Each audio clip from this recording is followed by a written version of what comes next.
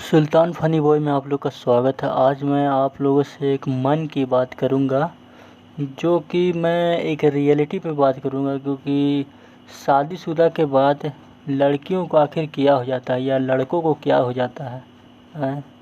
शादीशुदा बाद महिलाएं क्यों चेंज हो जाती है, इसका मैं बहुत बड़ा रीज़न मैं बताने जा रहा हूँ। देखिए, क्या होता है कि मायके में जब लड़कियां शादीशुदा नहीं होती है तो शादी से पहले वो अपने माँ बाप के साथ, पिताजी के साथ, भाई बहन के साथ अपनी भाषा में वो बात करते हैं। चाहे वो कोई भी स्टेट का हो, इंडिया में मैं खासकर बात कर रहा हूँ, भारत की बात कर रहा हूँ।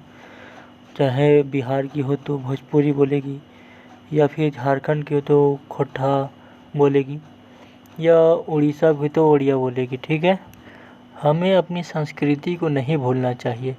लेकिन अक्सर क्या होता है कि शादीशुदा के बाद, मतलब लड़कियां शादी कर ली तो वो ससुराल आएंगी, तो क्या होता है कि वो लड़के के साथ जो है सो हिंदी बात करने लगेगी। जैसे कि या झारखंड की हो लड़की तो झारखंड के ही किसी अदर ज़िले में अगर उसका शादी हुआ है तो वो हिंदी बात करेगी अपनी भाषा, मातृभाषा छोड़ के।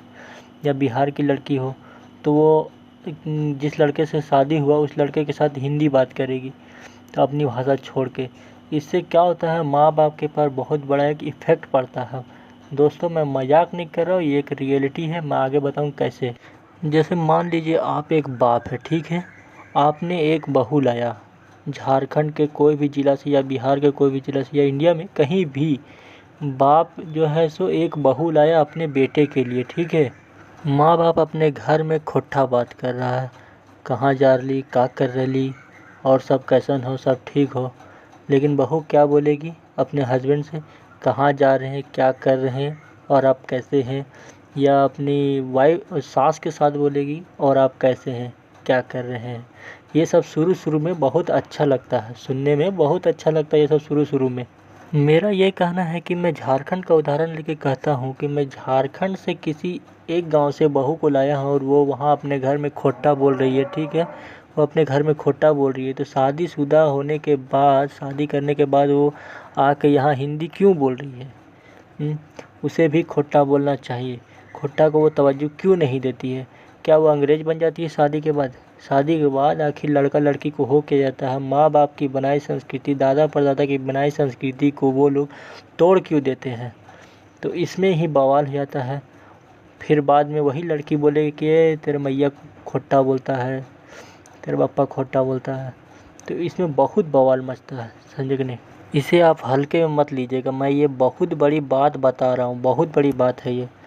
जी हाँ, इसी से बवाल मचता है घर में, इसी से खटपट मचता है ज़्यादातर।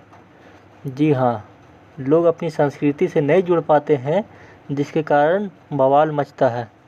बाद में वो माँ बाप को तवज्जो नहीं देती है, अपने सास ससुर को तवज्जो नहीं देती है, और सिर्फ हस्बैंड से हिंदी में बात कर रही, चूँकि इसलिए वो हस्बैंड को तवज्जो देती है। आखिर भाषा से क्या प्रॉब्लम है लोगों को? और फिर बाद में सब लोग अपनी अपनी भाषा को छोड़ने लगते हैं, खोटा हो या भोजपुरी हो, छोड़ने लगते हैं बोलना, और ज़्यादातर लोग हिंदी बोलने लगते हैं, सब हिंदी बोलने लगते हैं। आप सोचते होंगे कि ये बहुत अच्छा मैंने काम कर दिया, मैंने खोटा छोड़ दिया बोलना, और आप हिंदी बोलने लगते हैं। लेकिन आप जो चीज़ खो रहे हैं उस चीज़ के बारे में सोच के देखिएगा तो आप केवल दिखावा के लिए वो भाषा को छोड़ देते हैं और नई भाषा अपना लेते हैं, हिंदी को आप बोलने लगते हैं, जो कि बहुत ही ज़्यादा गलत बात है। अपनी संस्कृति के साथ जीना सीखो। आपकी वाइफ बोलेगी, अरे यार का खोटा उटा बोलता है यार, हिंदी बोलो। और दूसरे को बोलेगा, अरे वो लड़का तो खोटा बोलता है। मतलब खोटा की माँ बहन एक कर देता है सबकी। जब भोजपुरी के भी माँ बहन एक कर देता है कि वो भोजपुरी बोलता है, ये बोलता है, ऐसा बोलता है, पुराना आदमी है, जाहिल आदमी, गंवार आदमी है।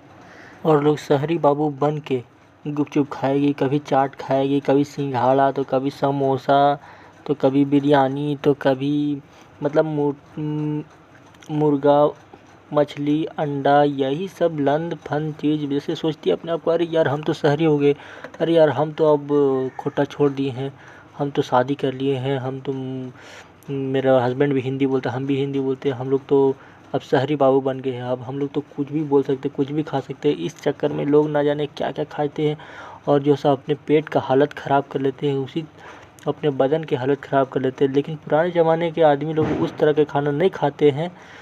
वो ज़्यादातर दाल भात खाएंगे, साग भात खाएंगे, माड़ भात खाएंगे। लेकिन आजकल के नया युग में नया पीढ़ी के लोग न जाने क्या क्या खाते हैं अपनी भाषा को चेंज करके। अरे भाई, अपनी संस्कृति में जो मज़ा है वो शहरों में नहीं मज़ा है। और मैं एक बात बता देता हूँ, शहर में जितना गंदगी है, लोग आज हिंदी बोल के शिकार हो रहे हैं। वैश्या, ज़्यादातर वैश्या वृद्धि इसी के कारण फैल रही है।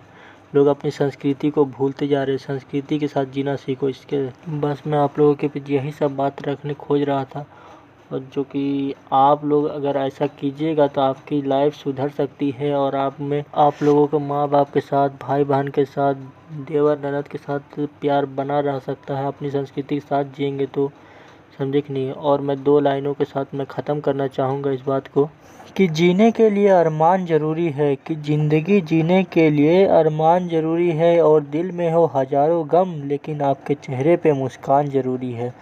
इसी के साथ मैं ये बात को, टॉपिक को ख़त्म करता हूँ दोस्तों। Bye bye.